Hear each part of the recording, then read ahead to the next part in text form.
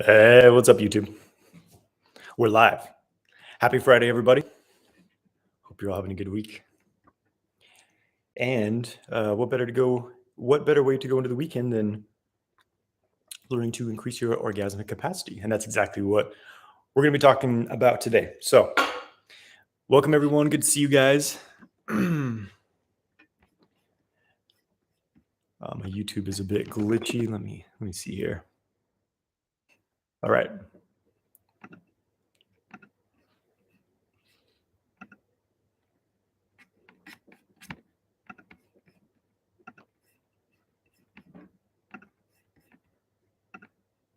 Okay, we're good.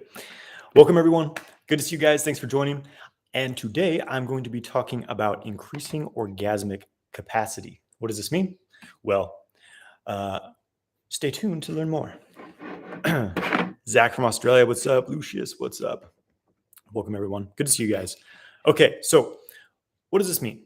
Increasing orgasmic potential. Most people, from my experience and, talking with people, working with people, most people are in a plateau of pleasure. They're kind of stuck at a certain threshold of the pleasure they're experiencing. And to be honest, it's often actually a fairly low space compared to not just what's possible, but also compared to what they've experienced before as well. um, Meaning that a lot of the things that they used to enjoy and are still doing, sex being, one of them, just it kind of in a rut, we'll say. It's kind of like things aren't as exciting as they used to be. It's just kind of a routine, and it's the same thing, day after day.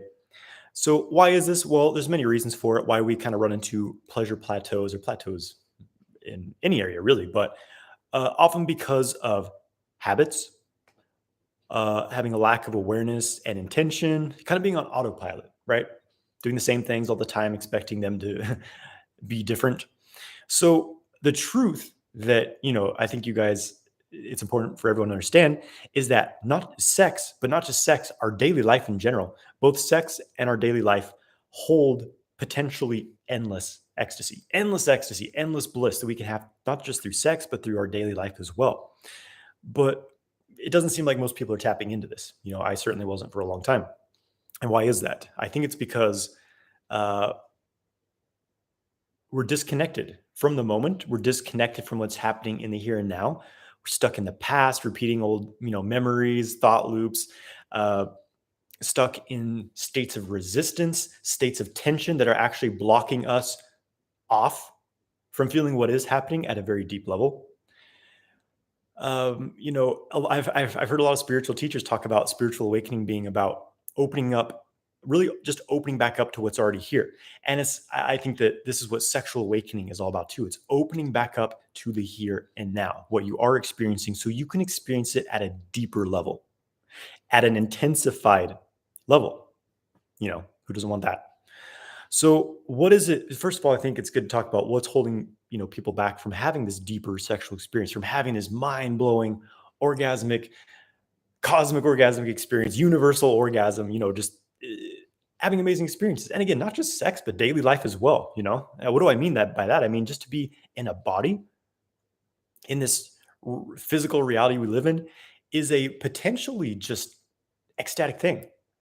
It was when we were kids, when we were children, we were having an amazing time. Just like, when we were babies, it was like, whoa, this new body feels crazy. Everything's like sensual.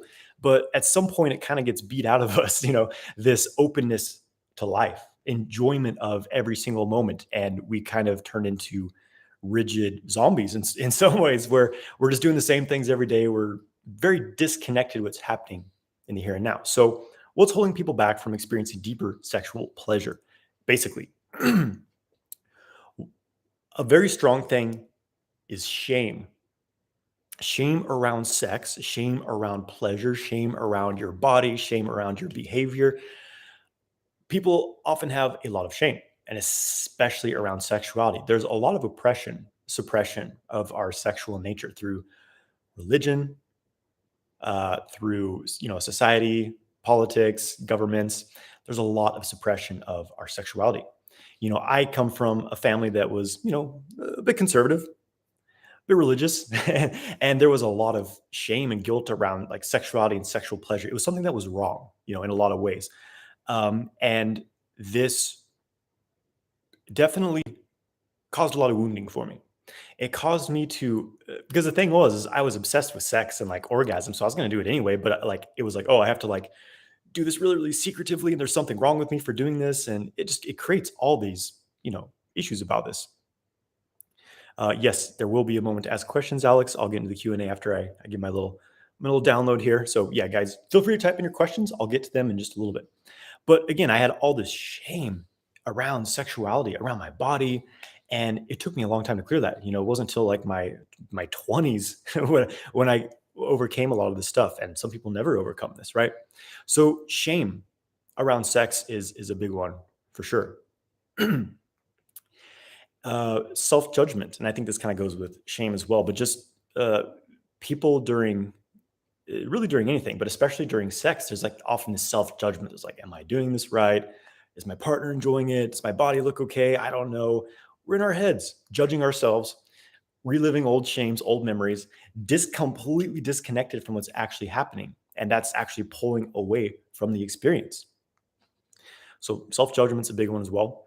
Addictive habits in general, I think a big one is, the conditioning of porn, which interestingly actually creates less of a pleasurable experience because porn is a completely just, it hijacks your arousal chemistry, hijacks your dopamine receptors in your brain, and it creates a lot of excitement, but it actually really disconnects you from what's happening in the body.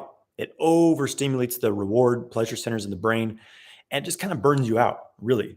You're actually quite numb to what you're experiencing. For men, anyways, sitting there jerking off to porn, they're usually completely numb to everything they're experiencing. And then they have an ejaculation. It's like, okay, that's what it's all about.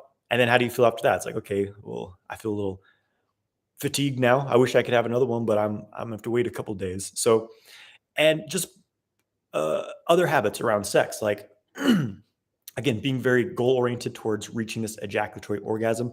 That's a huge blockage for a lot of men, a huge roadblock that is keeping men from experiencing higher pleasure is being overly focused on this ejaculatory orgasm type of experience. So, getting out of that's a big one. Changing your habits and like the routines that you get in, just going through sex on autopilot, which a lot of people do. They do the same things every time. They move in the same ways. Most men jerk off sitting stiffly in a chair in front of a computer, or they have sex just very stiffly thrusting until they ejaculate and then it's over. So habits are a big one. Another thing that's really limiting people's sexual experience, limiting your experience of pleasure, is stress. Stress from daily life, stress from living on planet Earth in 2022. It's understandable, but when you don't have a way to deal with stress, it fries your nervous system, which means that your orgasmic response is going to be very, very limited, we will say, because there's a huge connection between having a healthy, functioning, balanced nervous system and having healthy sexual vitality, sexual ability, healthy orgasm. When you're stuck in fight or flight state every single day, you're just not going to feel a lot of pleasure because you're in that shut down, stress hormones pumping through your body. You're disconnected from what's happening, and things just don't function so well. So stress is a big boner killer. We'll say stress is one of the number one boner killers, orgasm killers. Stress. So any way you can mitigate stress in your life, it's going to be helpful. And I think overall, a dissatisfaction with life is holding people from having deeper experiences of sex. Because when you're basically living a life that you're unhappy with, when you're in situations and circumstances that you don't enjoy, it causes you to very often be kind of zoned out, kind of trying to escape your situation, trying to go somewhere else, trying to numb yourself with alcohol, drugs, video games, whatever. And so when you're not really living a fulfilling life, you seek all these vices, and it kind of, goes back into the other things we were talking about addictive habits.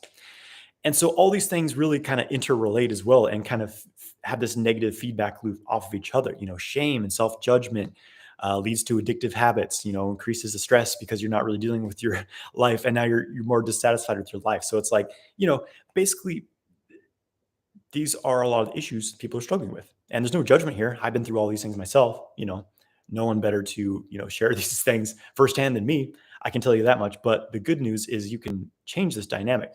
You can overcome it. I have overcome it. I've seen a lot of other guys, people in general, overcome these things as well. So how do we correct these things? How do we now increase our orgasmic potential?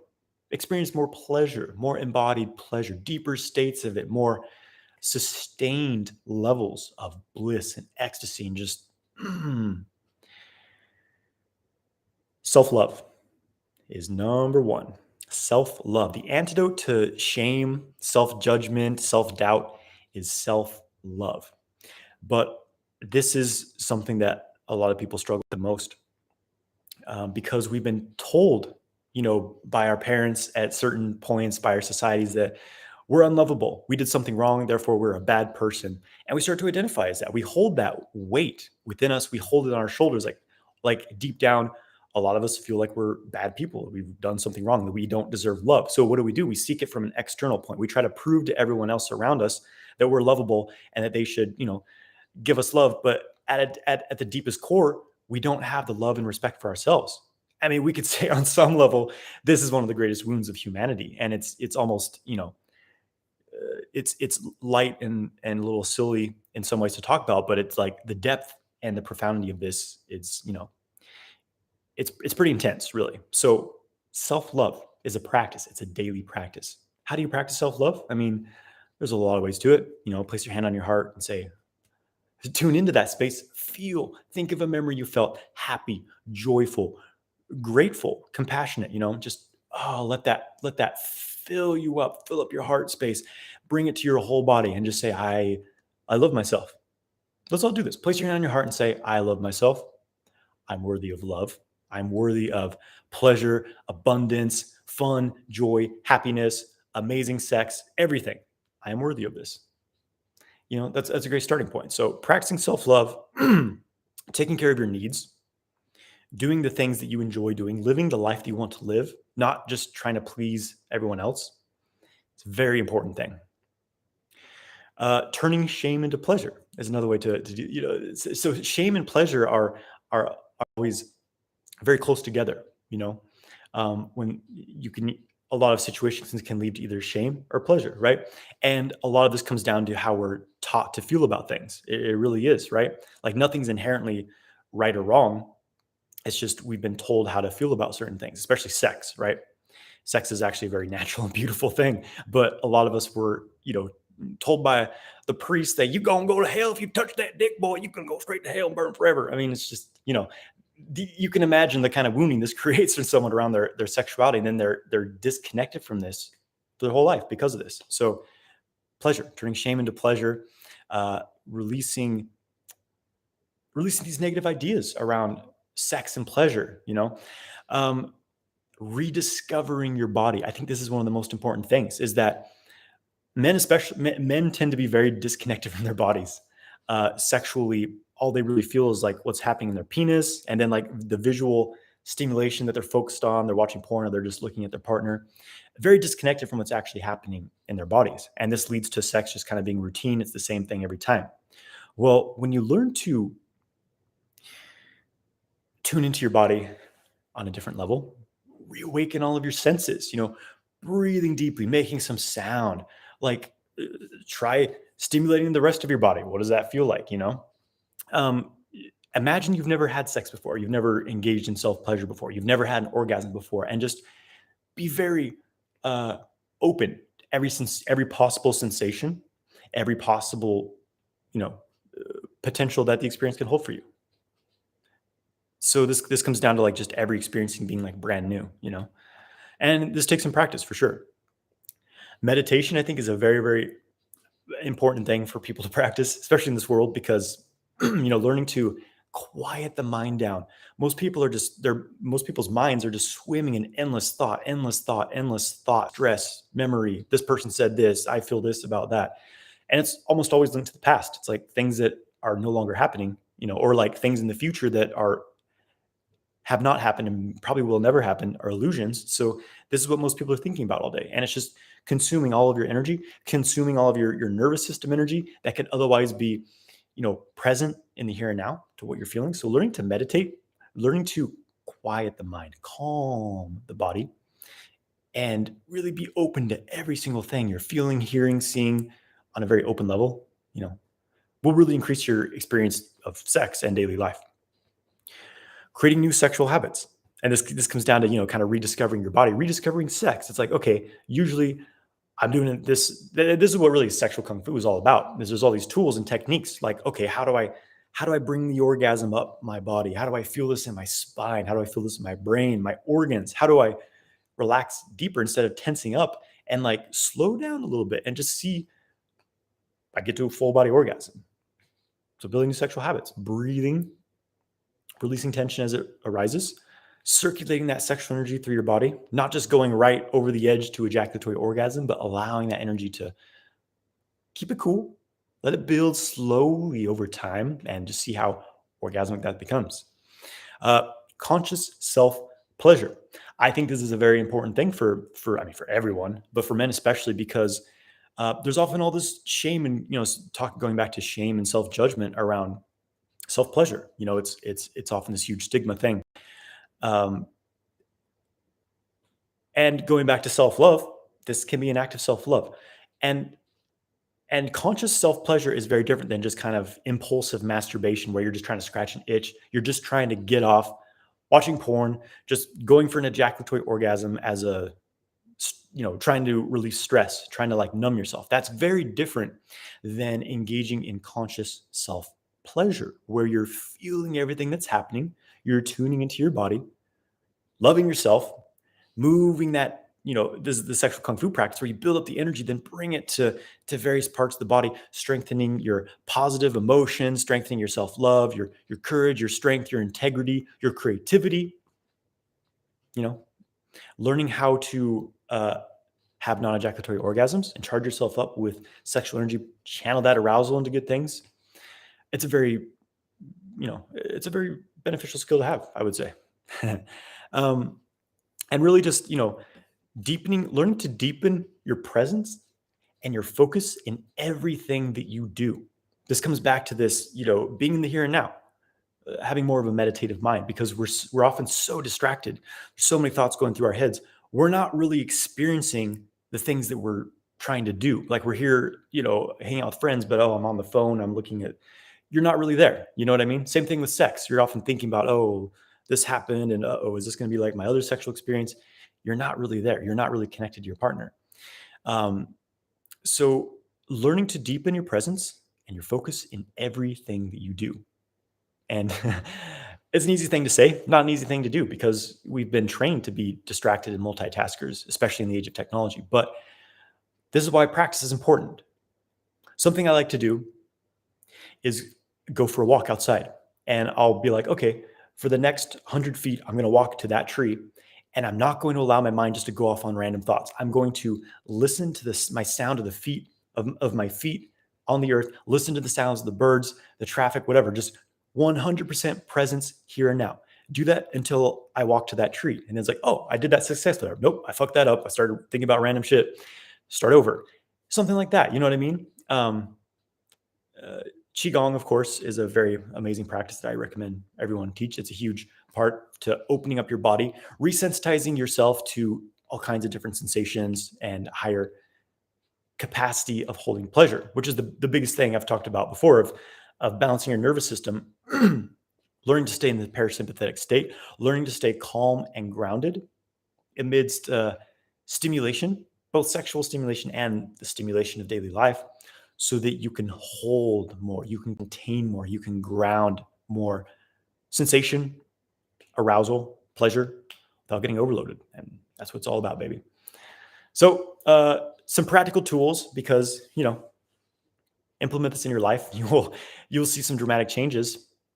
But I think it's important that you have some sort of formal daily practice. That's why I always recommend practicing breath work, qigong, meditation, yoga, walking in the woods, whatever it is. Do something that helps you realign, get back in your center, release the stress, and come back into that space of the here and now. So I have a Qigong playlist on YouTube, a bunch of practices there. Do one of those routines every day. You'll notice some significant changes in your life. Check out my breathwork playlist, my sexual kung fu exercise playlist on YouTube. Tons of tools for you guys. So check it out. All right. And with that, I'm going to answer questions now. Feel free to type your questions in the chat box.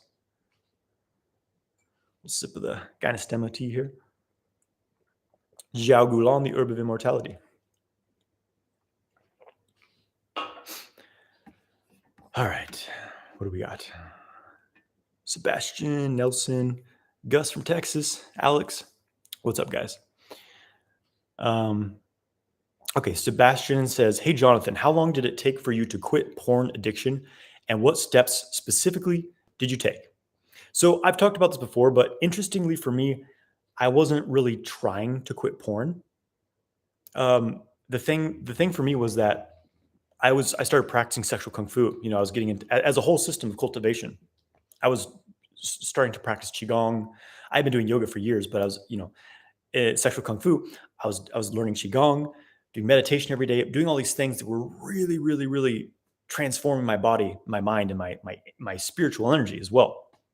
And specifically, learning the sexual kung fu practices, learning to have this non-ejaculatory sexual experience, not just ejaculating at the end of sex, but using that energy to charge up my body and my mind.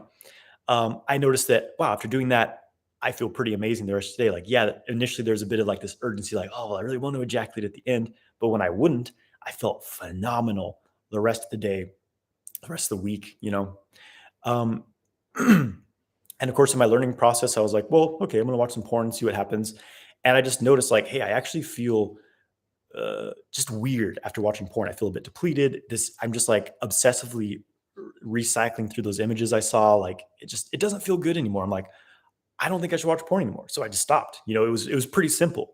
So it was kind of a case of like you find a better high that's more natural and less side effects. It's like I don't really need this thing anymore. And that was kind of happening with all my vices. I stopped drinking alcohol. I stopped smoking weed all the time. I stopped taking substances in general.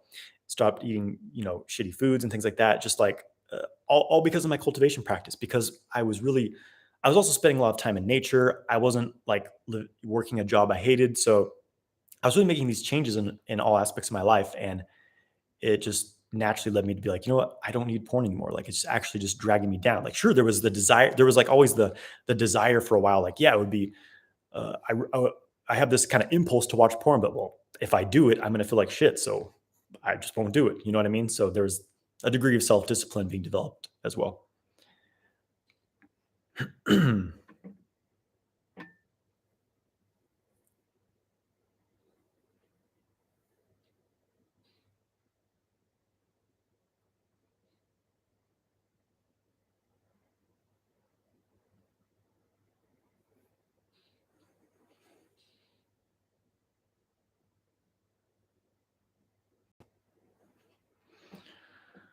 Okay, here's a question from Alex. It says, when I practice solo cultivation without any porn, relaxing the pelvic floor and breathing, I can last up to 40 minutes to this day. Will it be the same in real life sex or will the stimulation be different? Okay, a good question. Basically, will self-cultivation and success in self-cultivation correlate to success in real life sex? I will say that, sex is kind of the next level. It's kind of the next step. It's like, okay, you're punching the punching bag, you're working with the trainer, then it's like time to step in the boxing ring. You really don't know what's going to happen. You know what I mean? But you can be assured that it's a pretty good indication that, if you've gotten some skill over it on your own, uh, you've got a pretty good advantage with a partner. And for me personally, I spent months and months really, really practicing this stuff. And then when I integrated with a partner, I did pretty well my first time. But then it becomes another level of the training, because the first time I did amazing, was cycling the energy through my orbit, having like these full body orgasm experience. I was like, holy shit, I've got it.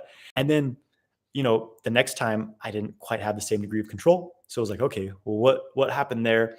So then it just becomes another learning experience. Like, okay, there's all these other factors now that I'm interacting with another human body, and it becomes the next step on the journey. But, don't worry about it. This is the whole thing is with performance anxiety and like things like that. Obviously, it's good to, be a masterful lover, be able to please your partner and cause you last long enough for you both to have a good amount of pleasure, but don't make it like your whole focus. Like, I have to get what this often is just like, I need their approval. I need them to think that I need them to tell me that I'm the best lover they've ever had. My whole, self-worth is based on this. What you're doing is you're putting your center on someone else and you're relying on someone else's validation. And I understand this. I definitely had this pattern for a long time, and most people do. But just looking at it that way, and don't worry so much about it, right?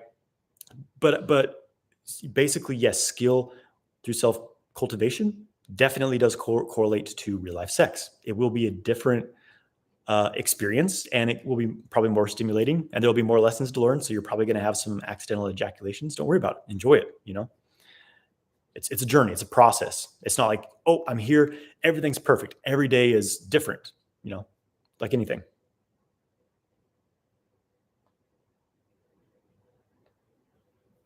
Okay, later, Johanske, sorry if I'm saying that wrong, says, how about fetishes? Can I still indulge in my fetish? It is constantly on my mind. Is it just like porn?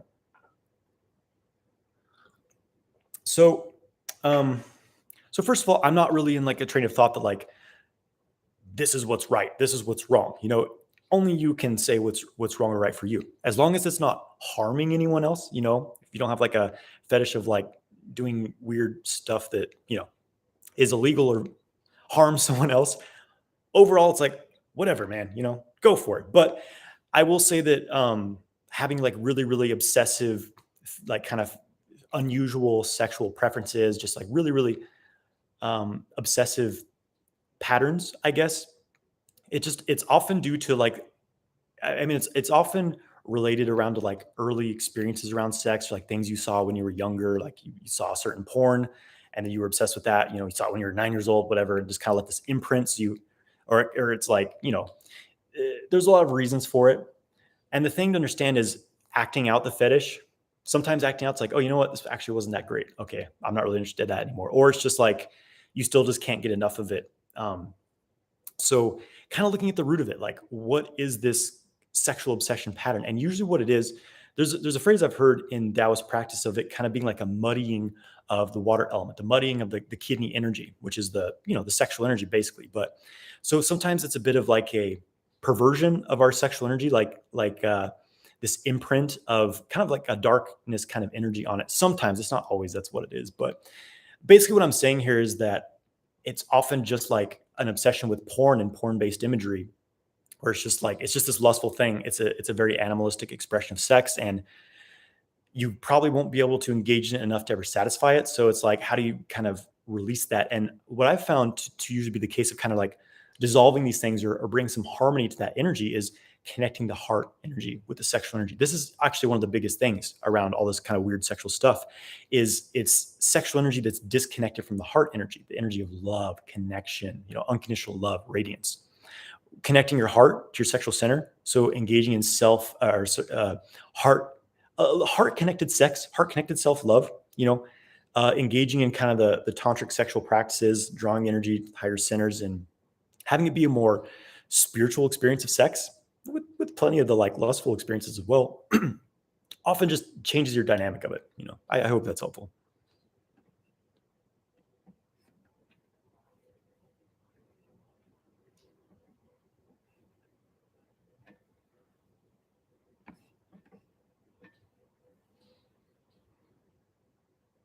Sinisa says, dude, you've got great hair. Is that from retaining? I can't really, it's hard for me to say. If I was ejaculating every day, would I be bald now? Would my hair be falling out? I can't say, but I will say that I do have good hair genetics. So that I have that in my favor. Plus, healthy lifestyle, semen retention. I'm sure it doesn't hurt. Thank you, by the way.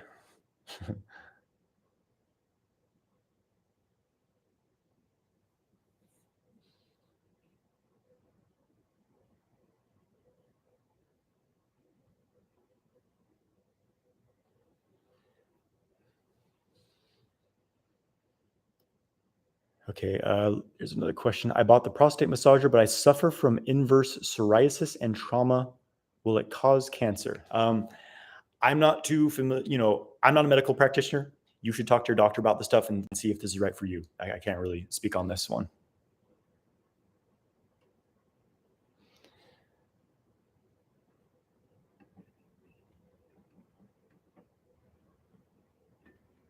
Lucius says, best remedies for chaser effect, always after a long break. I can't stop after one orgasm and usually deplete myself completely. Also, I noticed after a few years that I cannot do semen retention as long as before. Feels like my hormones aren't as good as the magic is somehow gone. How often for a man? Okay. So first of all, basically, this is a common tendency I've noticed is that men doing semen retention, they'll retain for a while. Then like once they have an ejaculation, it's like, okay, I need to have like 10 in a row. Maybe not that many, but it's not unusual, right? And then they like feel totally depleted. It's like, well, now I have to retain. So it's kind of this, it's often this cycle of extremes, which often means that there's a yin yang imbalance there for sure. It could be that there's a degree of sexual suppression happening. Like, you're practicing retention as sexual suppression. You're not allowing your sexual energy to be expressed in a certain way or able to reach to completion. You're just kind of stuffing it. Maybe this isn't true, but ask yourself, are you really like working with that energy? Are you recycling it? Are you moving it through your orbit? Are you having orgasms, non-ejaculatory orgasms? Because when you're just kind of suppressing the energy, it kind of builds up and it wants to be expressed and it gets your attention, right? And you're like, okay, now it's time to let this thing loose. You ejaculate. And then it's like all that, the floodgates open. It's like all that suppressed desires coming out. And you're like, I need to ejaculate again and again. I sense that may be part of it, and also just like, it can be various things, but, see how that feels. And then the second part feels like my hormones aren't as good and the magic is somehow gone from practicing longer periods of semen retention. How often for a man to come to ejaculate for optimum performance in his early 40s with an unhealthy life in the past, but healthy lifestyle and diet for the past 6 or 7 years? Okay. So this gets down to the subject of cyclical retention. And yeah, my perspective on this, which comes from direct experience, plus, studying with many teachers, reading a lot of like the ancient texts on this, which, there's a lot of different information on this basically. But what I've found to be true for myself, and I've noticed it in most people as well, is that it's actually can be very imbalancing for men to go very long periods of time without ejaculating, like more than, I would say, for most men, 1 or 2 months. I think longer than that is pointless. It can actually have the opposite effect of hormone levels start to dry up. And I think what happens is your endocrine system just says, hey, he's not really using this thing anymore. Let's shut it down. And you don't want that. So I think there's an optimum balance of having an occasional ejaculation once, you're through your kind of peak hormone cycle with it. Cause I think this is a cyclical thing for men. And you're just going to have to experiment to find what that optimum cycle is for you. It'll probably be more often when you're younger, but yeah, once you're in your 30s and 40s, you said you're in your 40s. So probably once every 4 to 6 weeks would be a good amount.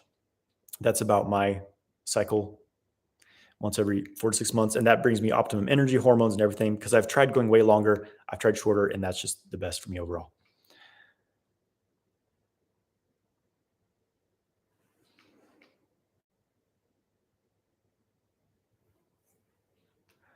And Love LLG123 says, thank you for all the knowledge you put out there. I know it can't be easy to cover such subjects. Thank you for being brave. You are improving the lives of so many. Well, thank you for sharing that. Yeah, it's, I know a lot of people are afraid to talk about the stuff, and that's why we need it. It's because everyone needs to be able this is one of the most important things, but again, there's so much suppression around it. So yeah, it's my goal to help this not be such a, sex is, it really is a daily life thing for almost everyone. But at the same time, it's like, there's so much shame and guilt around. So it's like, let's make this conscious. Let's channel this energy consciously, not be weird about it.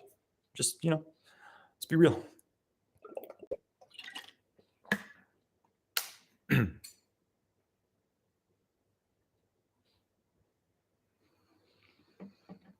Alex2789 says, during the day laying down normally, I have pelvic floor contractions. Is it due to hypertension? Also, is this a good sign? I am controlling my arousal. Well, If you're just like laying down and your pelvic floor is contracting, that's probably hypertension response. Yeah. So not necessarily good for controlling arousal.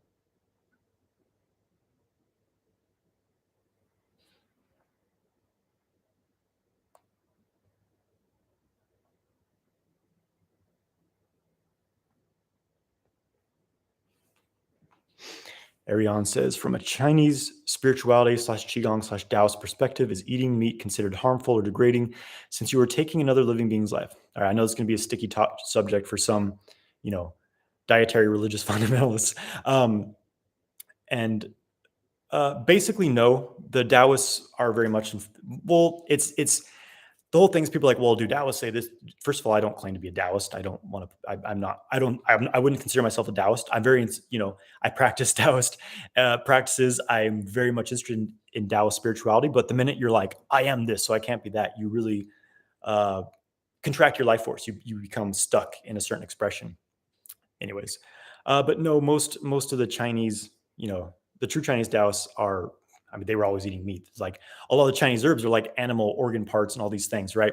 There were a lot of the Buddhists were vegetarian, and so like there's all these different. I mean, there's been different sects of Taoism, different kind of tribes and schools, and they all have different thoughts. Some of the more Buddhist influenced ones would incorporate vegetarianism, and there's like the Bigu kind of breatharian type stuff as well. But overall, no, they weren't against it. And the whole thing with taking another being's life, this whole thing is to eat food is to take life energy from something external and put it within yourself. This whole thing, everything's conscious, everything's alive. We just, it's more obvious to us that animals are alive and conscious because we can relate to them more. But like plants, are equally alive and conscious. This is the whole thing. Check out, I think it's called The Secret Life of Plants. Plants feel pain, plants feel fear when, just the thing is most people don't have that ability to like tune into plants and see that. So it's like, well, plants are not conscious, but animals are. So don't eat animals. But really, everything's alive. Everything is life force. Killing a plant is no different than killing an animal from this perspective. So it's like, I don't know what to say. And this is okay. Here's a controversial point I want to make is that most like pasture raised animals, if I grew up on a farm, I know the life that a pasture raised animal lives. It's a pretty good life. And I would rather be that pasture raised animal that, gets shot in the head at the end of its life than the average, caged human in this world nowadays. I'm just going to throw that out there. These animals live better lives than most humans, which, anyways, all right. We're done with that. We're done with that. I'm sorry, vegans.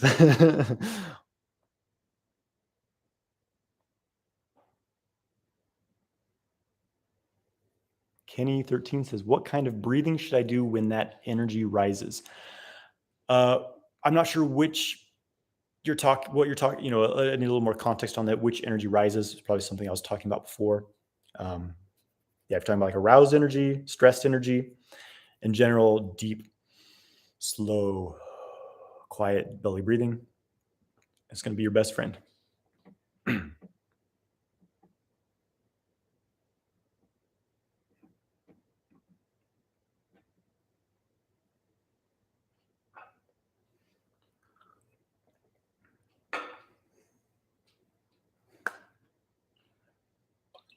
Bakura says, hey, bro, you inspired a lot of young men to become their best version of themselves. That's great. That's what I want is for everyone to become the best version of themselves. So that's great.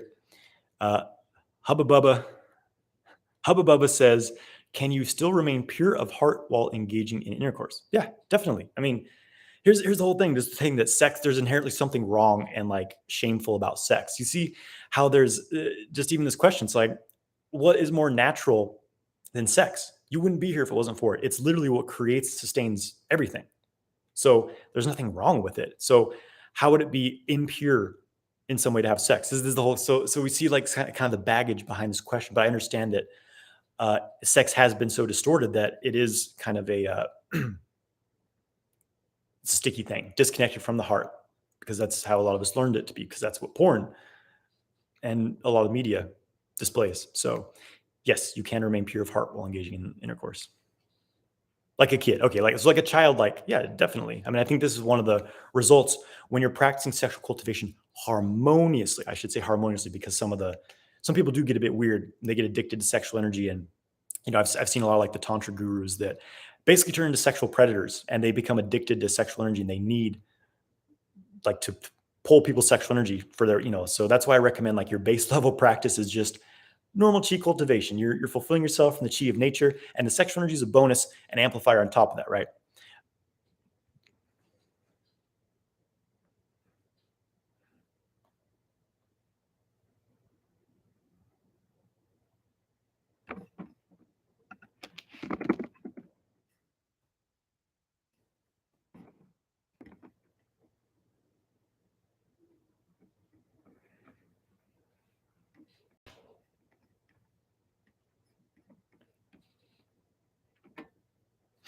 Lucas Campos says your videos are amazing. Apart from breathing, pelvic floor exercises, edging, reverse Kegels, do you have any more tips for lasting longer?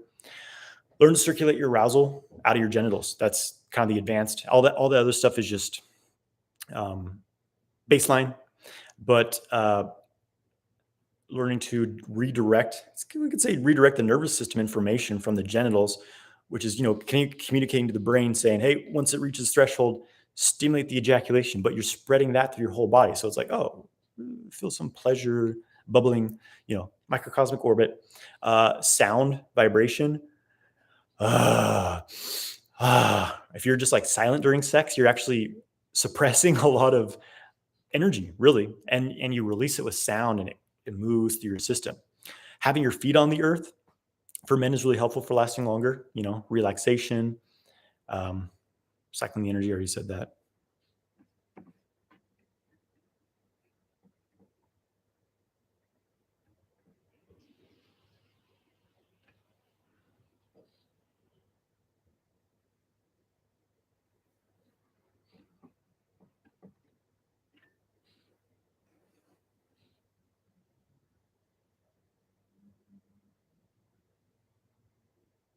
Okay, here's a question: is meditation superior to mindfulness from an app? Waking Up by Sam Harris. Well, I'm not familiar with that app, but mindfulness practices are great, but they're usually kind of surface level compared to, I mean, meditation's deep. It's very, very deep. There's a reason people spend their lifetime practicing this. It's not like, okay, I got this app, this one thing, I'm a meditation master, baby. It's it's a practice. It's a lifetime pursuit, I will say. I mean, I've been meditating for 13 years now, I think. How old am I? 14 years. Wow. 14 years I've been practicing meditation. And I feel like just in the recently I'm like, well, that's how I always feel like, well, now I'm really getting it, right? So it's just it's gone deeper and deeper and deeper and deeper. So if you really want to like go all the way with meditation, like, you're probably going to need more than just one app. You want to, it's a deep thing for sure. But I'm sure it's a really, really great starting point. Anything is great.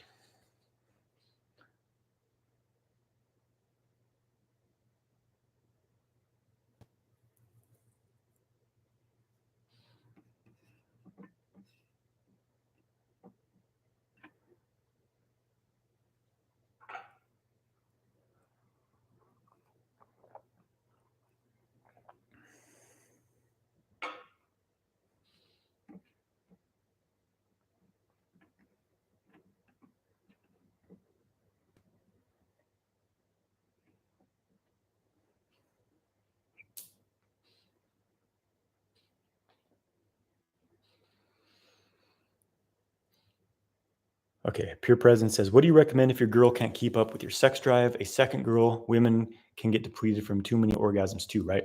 Well, for women, orgasm is only depleting if it's a little more complicated with women. Basically, they don't really just like lose gene like men, ejaculate. That's your raw life force coming out. Women don't really have a loss like that. Like even if they ejaculate fluid, it's not like sperm where it's that loaded. It's just kind of like it's minimal energy loss comparatively, but women can still be depleted from orgasms. They're more the peak orgasm experience, like clitoral orgasms for women tend to be a bit more depleting, whereas the internal G spot, A spot, cervical orgasms are more like building and activating for them. Um, and for women also, if there's like a deeper emotional connection, it's usually more of a energizing experience. Or if they're just kind of getting off, then it's often more of like a releasing energy.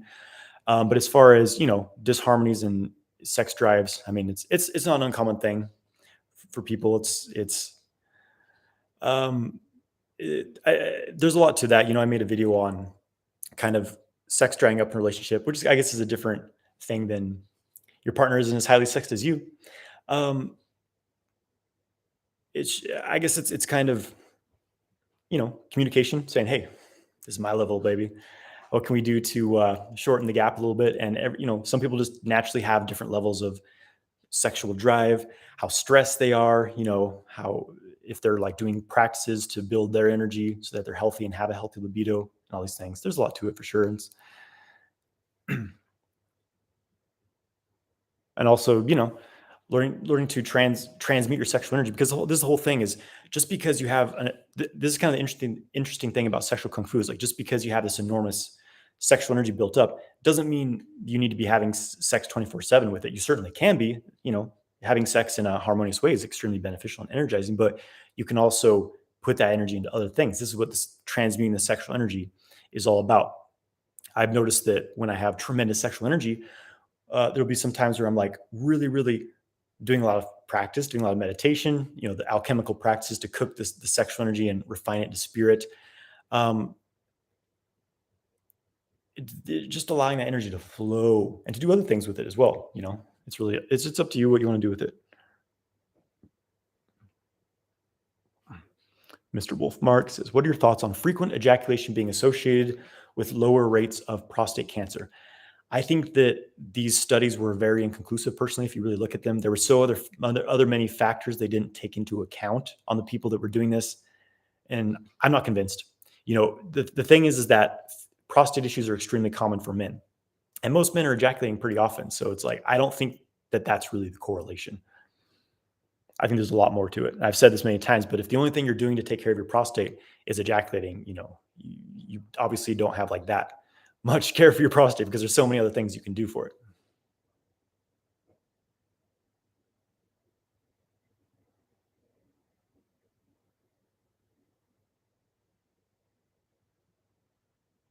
Okay. Question: how long at least to get into a meditative state? 20 minutes, 10 minutes, sometimes when feeling unmotivated? Well, it depends on your skill level, and it's going to be different every day as well. I think, I mean, for some people, they'll sit there for an hour and still just be stuck in their head. So it's not a linear thing. It's really just like, only you can really tell this. So, obviously, the more time you're able to spend meditating, maybe the better results you'll get. But don't go from like never meditating to try to do an hour, 2 hours a day. I think starting with 10 minutes is a great point. Add 5 minutes every week or something like that. Just do what you can, and over time, you'll get better at it.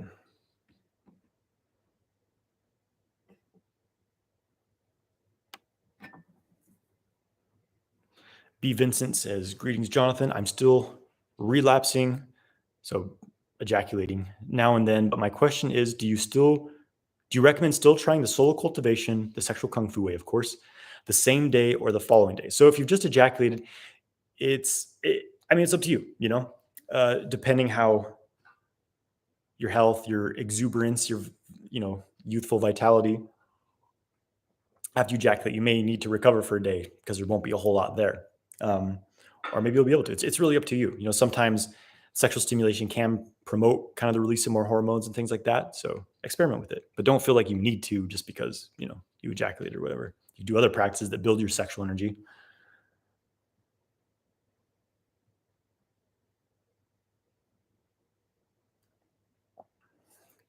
Hype says, "How can you and your partner grow stronger sexually and emotionally?" Well, I think this comes down to both of you doing inner work, doing this, work of, doing shadow work, noticing, working on the old wounds, the old traumas you have that maybe you've been acting out in your relationships with each other or with other people.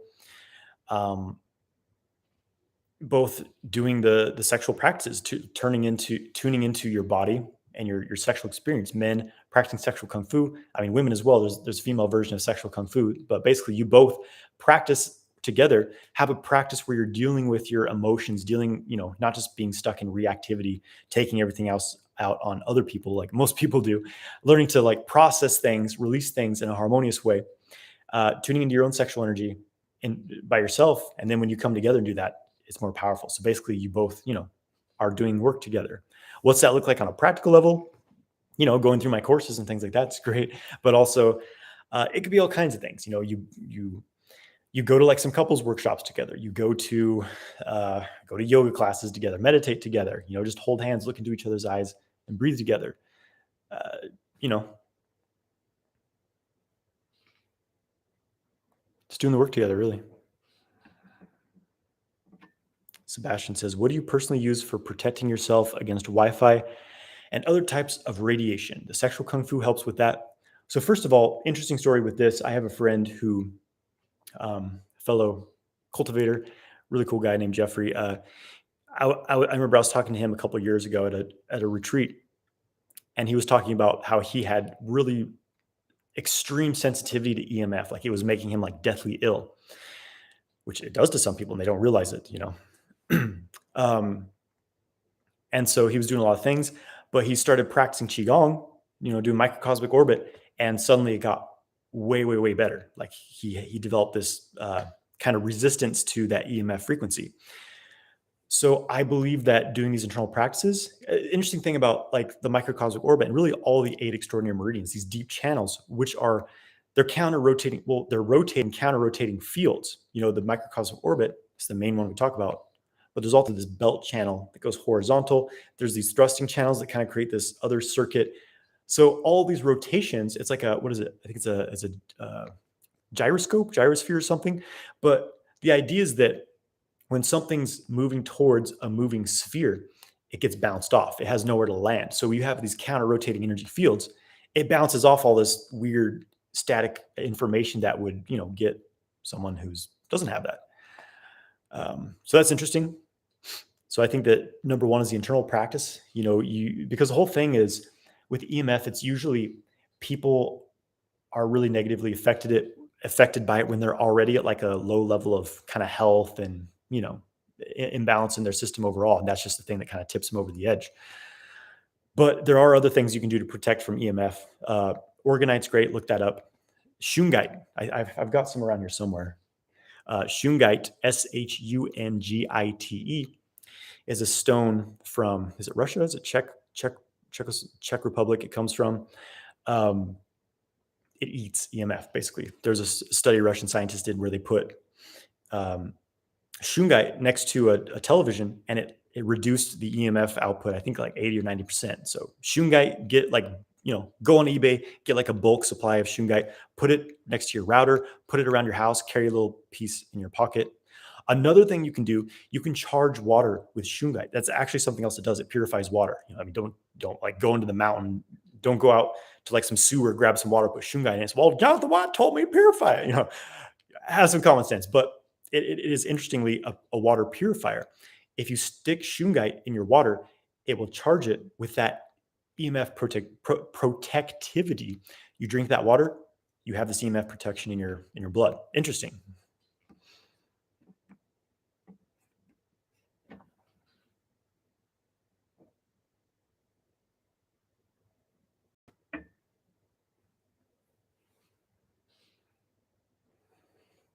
Ocean Rex 2468 says, "Does circumcision status impact semen recycling?" No, I don't believe it does. I was circumcised at birth. I can do it just fine. And men who aren't circumcised do it just fine too.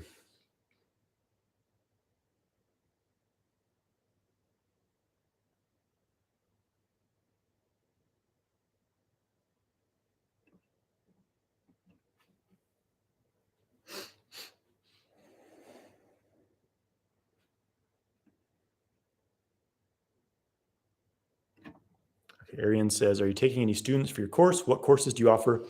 I've got a few programs on my website.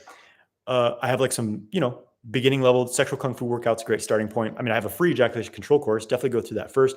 Sexual kung fu workouts are really solid, like kind of quick, simple foundations of sexual kung fu. And I have a very comprehensive 12-week course called Multi-Orgasmic Man as well, which is like the full-on training if you want to go all the way. That's the one.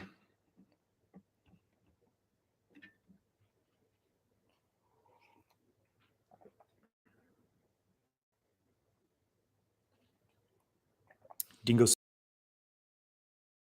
do you find the Dantian building and chi circulation at this time? What about when the moon is new? How can we build energy then? Honestly, I don't notice I mean, I do notice changes in regards to the moon phases, but not necessarily like as far as like my Dantian practice or anything like that. Like it feels, pretty solid every day, as long as my focus is there. But there is interesting, differences that occur. There's definitely more of like a emotional energy, water energy around the full moon time. Whereas new moon, it's always this big. I always feel this big shift of energy on the new moon, which makes sense. It's a new cycle. It's kind of it's the new beginning phase. So there's always like this interesting shift in my life. But as far as like, I don't really base my practice around the moon cycles. I know some people do. And it's like, I don't know. Yeah, I mean, there is some practice. There is some practices I do like on the full moon. Like I learned a full moon practice. Basically, you just open the core channel. It's just a hand mudra. Um, yeah. You can also absorb. So like I'll work with the moon and which changes throughout the phases. But yeah, I don't really change like my daily qigong practice based on the moon phase personally.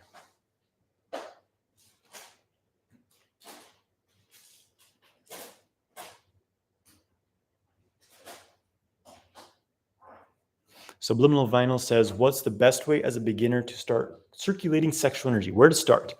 I'm sure you have a video. Thanks. Yeah, go on my YouTube channel and look up sexual kung fu testicle breathing. That's going to be your go-to kind of foundational practice for circulating sexual energy.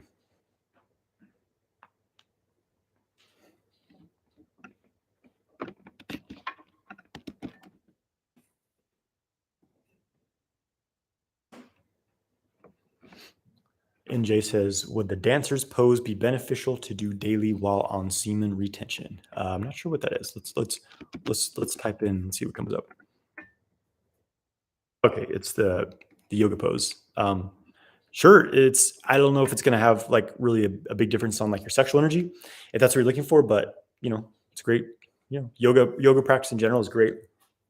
But it depends what your goals are, though. I would say.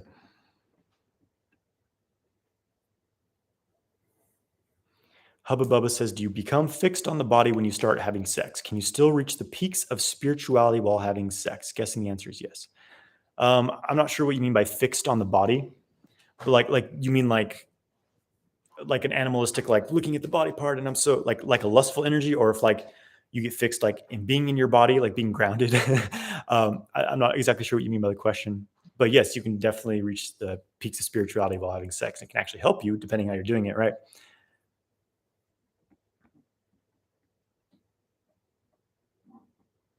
Animalistic way. So yeah, and this thing I talk about a lot is that um, sex being a connection between the sexual center and the heart center, the water element and the fire element. There's often a split between these. First of all, most people, through porn conditioning and things like that, uh, men especially tend to experience sex just from a lustful energy. The thing is there's nothing inherently wrong with that lustful energy. It's kind of our base. It's one spectrum of our experience, which is the full totality of our being. And then the opposite end tends to be like some of the spiritual paths of like sex is wrong. Anything in the lower chakras is wrong. You have to be up in 100% in the spiritual realm.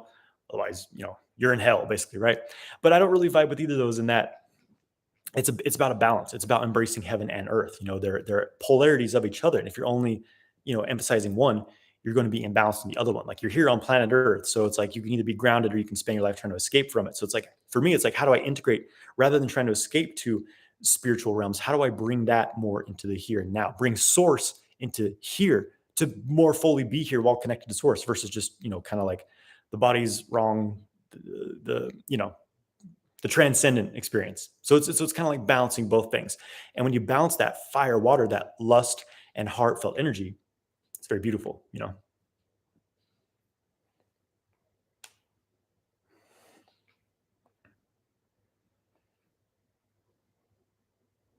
24 Curry says, "When do you plan on releasing dates for next year's retreats?"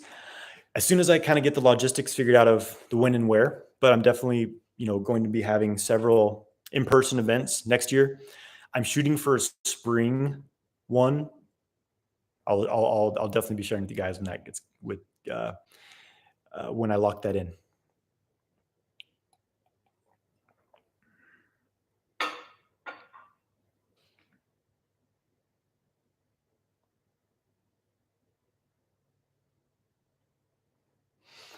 Okay.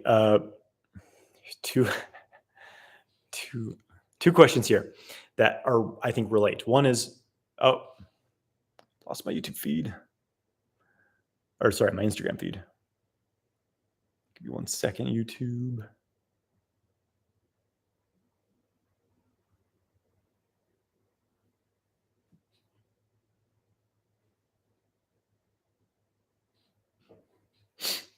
Okay, where was I at?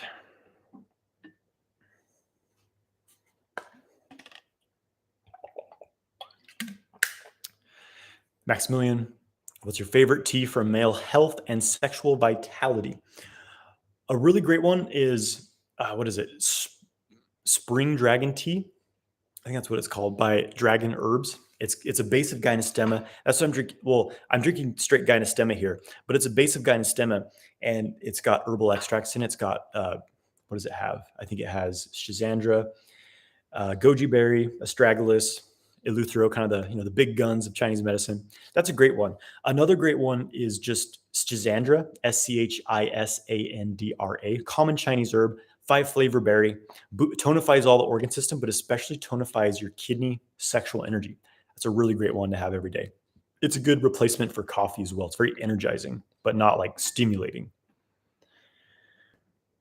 Okay, so there's 2 questions. Okay, one is, would you recommend, I like this parentheses, hookers, sir? So would I recommend hookers, prostitutes? There was another question about one night stands. So basically, this relates because, first of all, whatever supports you and your process of attaining harmony and balance is great, as long as it doesn't harm someone else, right? But having said that, just the thing to understand with having sex with someone is that uh, to have sex with someone is a very, very deep and intimate exchange of energies. And most people are just completely unconscious about this. It's like, basically, when you have sex with someone, you're you're you're you're taking on their energy, their patterns, their ancestral karma, all kinds of things. You're absorbing, like, yeah, you're getting like their sexy body and orgasms and things, but you're also getting, their deep energetic patterns. It's one of the functions of sex, is it bonds our patterns together. So basically, if you are having sex with someone who's, you could say, not in a deep resonance with you, someone who's very unbalanced, has a lot of, emotional karmic issues, then you're taking that on for yourself. And that's fine if you're up for the work of that, but it can be very imbalancing. So just be aware of that. My preference is to, keep the exchange very, someone who I love, feel deeply emotionally connected to, and want to, take on their patterns. So just be aware of that.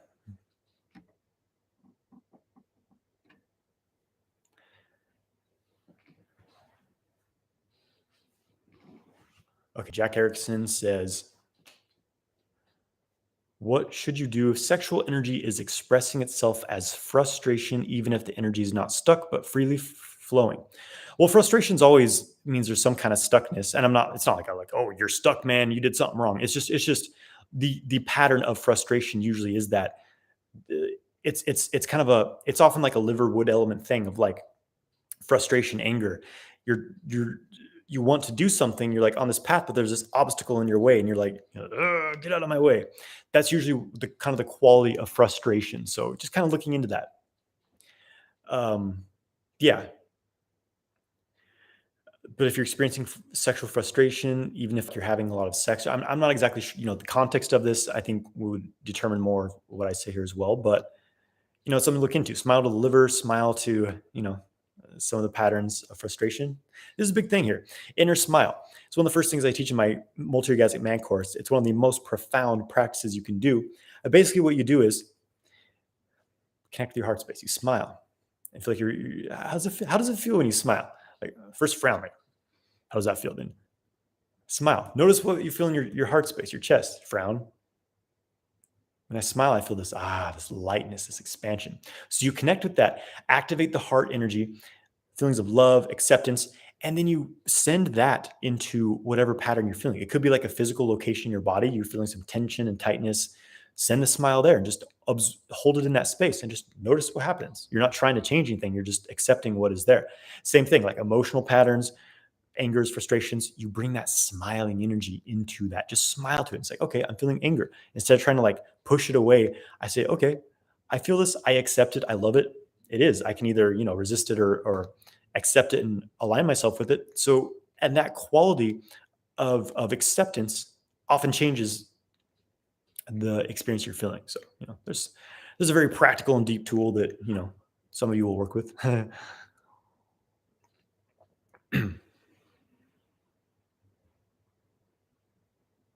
Jack Erickson says, is there a way to actually start then the PC muscles? Not that you need to, but is it possible? I think something was missing in the sentence.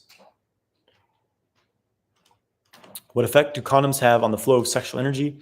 It's a slight minimal, it's not the right word.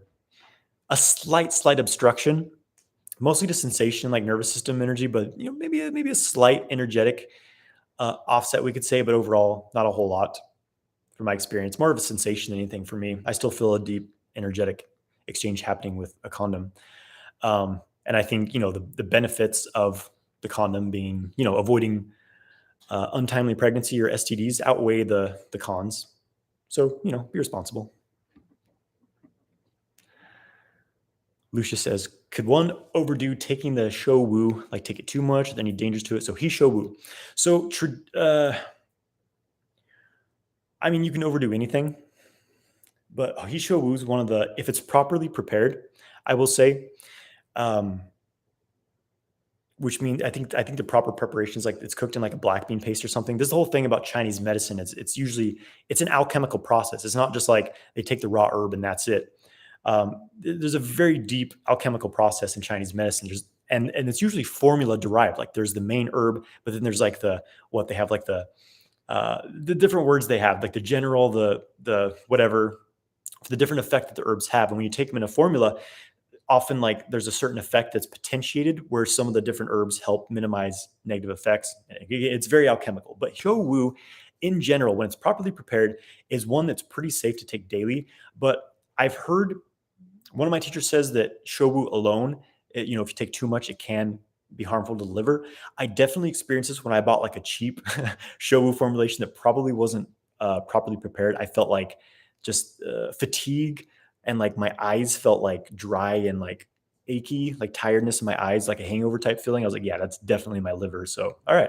But I've been taking a Hyo Woo extract every day. It's a Jing herbs. I take a teaspoon in the morning, teaspoon at night. No problems. So, talk to an herbalist if you're paranoid about it. I'm not an expert on this stuff, man. I ain't no herbalist. I'm just a sexual kung fu guy. Jack Erickson says, who's your all-time favorite guitarist? Eddie Van Halen all the way. I would have to say, it's a tough one, but I'd have to say number one, Michael Hedges. He's one of my favorites. That dude, I don't know, look him up, his whole trip, Actually, the guy who got me into yoga, to be honest. He did some Qigong too. He definitely did some sexual kung fu.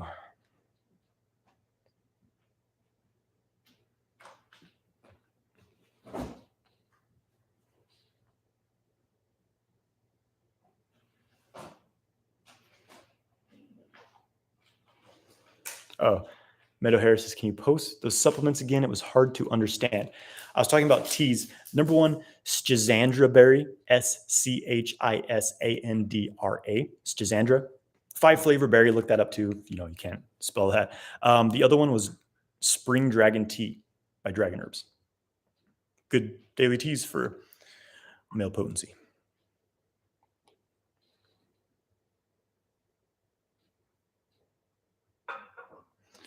All right, guys, gonna answer just a few more questions.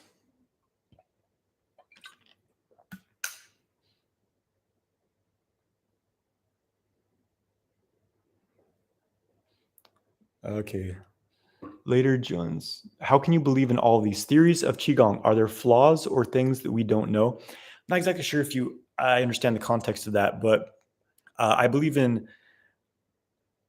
I talk about things that I've experienced. This is the thing with Qigong specifically is like, I understand it seems like mystical and like, well, this invisible energy. I don't know, man. The thing is, when it's very practical. You do qigong. There's a certain way of engaging your mind and your body. You feel the qi, as obvious as like sticking your finger in a socket. That's what it is. The thing is that most people are. It's just something we've been disconnected from as a people. I believe there's a time when we all understood this. It's just we're in a different world now. But yeah, it's just a matter of experiencing or having experienced it or not. It's not like there's nothing inherently mystical about chi any more than there is about electricity. It's the same thing. Like before electricity was invented, if you would try to explain that to someone, they would have said, "Oh, you're believing in woo woo stuff." And then now it's a fact of daily life. Same with chi. I mean, there's been lots of like studies on the effects of qigong and things, trying to like measure chi emissions. The Chinese government used to do all kinds of studies with this, and I mean, all they ever really found was the effects of the chi, rather than because you can't really. There hasn't been any scientific instrument itself that can detect chi. But yeah, it's just a matter of experiencing or not. Trust me, I would not be rambling on about stuff if I hadn't experienced it firsthand. I'm not a faith-based practitioner. I'm an experience-based practitioner and teacher.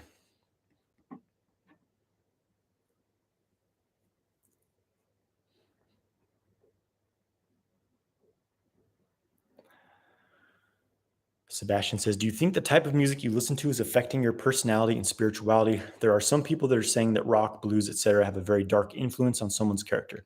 Well, you definitely resonate. I mean, sound is huge. Sound is very primal, and you tune in. I've talked about before, like this thing where there was workers in a factory. A lot of them were getting sick, and there was like 3 of them who weren't, and those 3 were they played classical music. They played in a classical music orchestra or whatever. But the rest, the reason why everyone else is getting sick is because all this low vibrational noises from the machinery they were working with. So, but here's this is something I was talking to one of my clients or my students recently about how sound is a carrier wave, and what it carries is beliefs, intention. So it's not. I don't think it's just the words. The things like, yeah, words can have power, but it's more the like intention behind them, the energy behind them, the person who was creating that. What state were they in? For example, you're listening to a recording, and if that person was in a very low, dark, self-destructive place, when whatever it is they're playing or singing, they're broadcasting that energy into that. It's captured and recording, and you listen to it, and it's like that carrier wave kind of transmits, and you start to that pattern's being broadcast into your body. So yeah, what you listen to does have an effect on you for sure. I've been very sensitive to this. I choose to only listen to music that's a bit more, I don't know, positive, like nice vibes, I will say.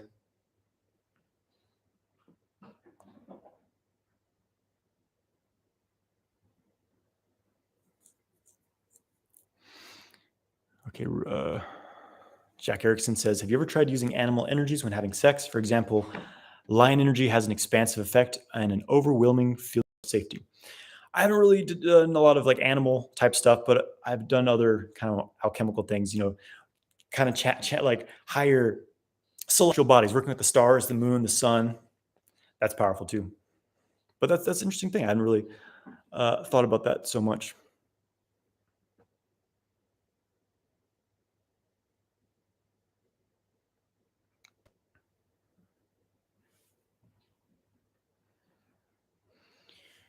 Lucia says, last question. I retained for 80 days, so I got full energy, practiced Qigong 40 days in a row, but I felt not much energy during exercises, very subtle tingles, etc. at best. Overall, I do Qigong for a year on and off. What am I doing wrong here? At this point, my lower dantian should be activated. So, uh, your practicing semen retention does not correlate to all of a sudden having more, overall chi development in your practice. That requires very specific. Like there's people who ejaculate very frequently who have powerful chi because it's just a different thing.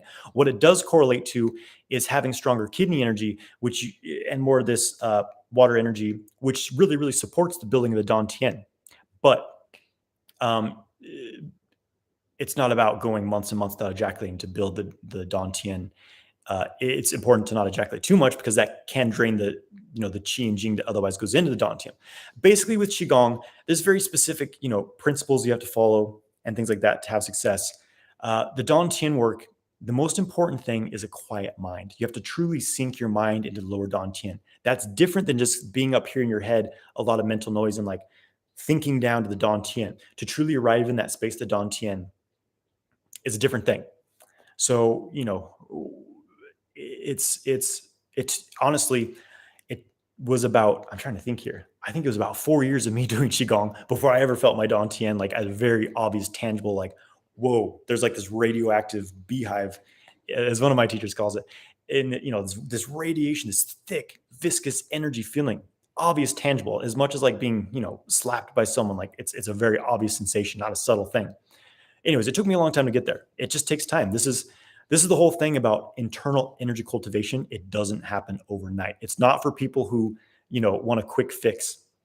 But the thing is once you're there, after that you put in the hours, days, months, and years, it's so powerful. It's better than any drug. The high of your chi flowing through your body fully, awakened. I mean, I've been getting some in, very powerful states recently in my morning practices. And I don't know, just keep going, really. Check out my Immortal Energy Arts Academy for kind of the more uh, key points of Dantian development and things like that. I go over a lot of the stuff in Multi-Orgasmic Man too.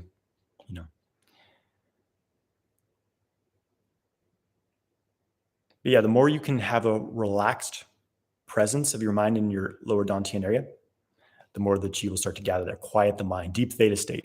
Think that. Lucas says, what's your morning routine? How long did it take you? Oh, okay. So the first question, what's your morning routine? I get up, I drink some water, and, I do some like stretching and things. And then I get into my Qigong practice, which recently, the past week, I've been doing about an hour and a half of Qigong, and then 30 minutes to an hour meditation. It's been a pretty solid morning routine. And then I do whatever else, go to the gym, do some work, whatever. That's been my morning routine recently. It's Qigong, meditation, Tai Chi, Xingyi, Bagua. I do those in the morning too. Some stretching. I don't touch, well, I use my phone's interval timer, but I keep my phone on airplane mode until, like 11 or noon, until I'm fully done with my morning routine and getting on with my day.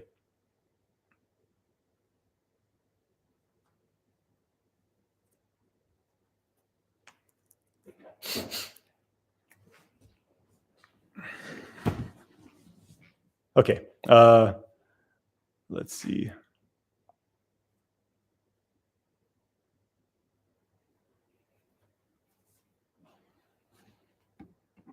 Okay, with this last question, Lucas says, yeah. Which is the second part of this question. How long did you take to feel improvements in stretching a hyperactive pelvic muscle? I'm trying to think here. I think I felt improvements within like a week or so, but like really, really major progress, it took a few months. It took me 3 or 4 months of pretty regular pelvic floor stretching routine till it was like, okay, it's no longer like just super freaking tight all the time. All right, guys. Thanks everyone for joining. Thanks for bringing your questions, bringing your energy. It's good to see you guys. Good to hang out, and it's always fun. Let's see. That's it. Take care. Have a great weekend, and we'll see you next time. Take care, my friends.